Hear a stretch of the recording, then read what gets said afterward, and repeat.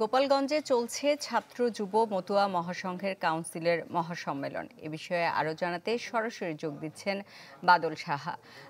বাদল, এই সংঘের কার্যক্রম কি, কাদের দ্বারাই সংঘ পরিচালিত এবং এই মহাসম্মেলনের সবশেষ পরিস্থিতি জানাবেন?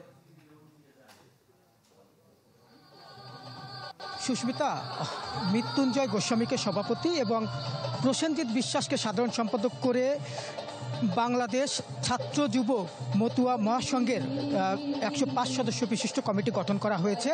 এটি সাধারণত যারা মতুয়া ভক্ত, বিশেষ করে যারা হরিচাঁদ ঠাকুরের যারা অনুসারী, তাদেরকে মূলত মতুয়া বলা হয়। এই মতুয়া ভক্তরা কিন্তু এই সংগঠনটি পরিচালনা করে থাকে, যে কারণে যে বাংলাদেশে বিশেষ করে যে সারা বিশ্বে যে দলিত শ্রেণীর যারা রয়েছেন তাদের মুক্তির দিতেই এবং তাদের যে অধিকার, এই অধিকার প্রতিষ্ঠার লক্ষ্যেই কিন্তু এই সংগঠনটি চলে থাকে।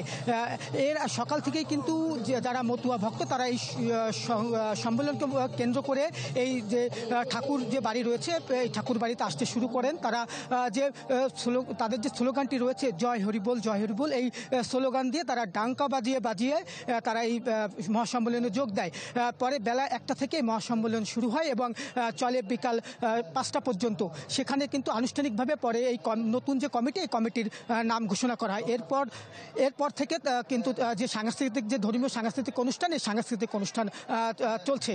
আর এই যারা অতিথিবৃন্দ ছিল তারা বলছেন যে এই সংগঠনটি যারা যুব সমাজ রয়েছে তাদের যে মুক্তির পথ, এই মুক্তির পথ দেখাতেই তারা কাজ করবে বলে আমাদেরকে জানিয়েছেন।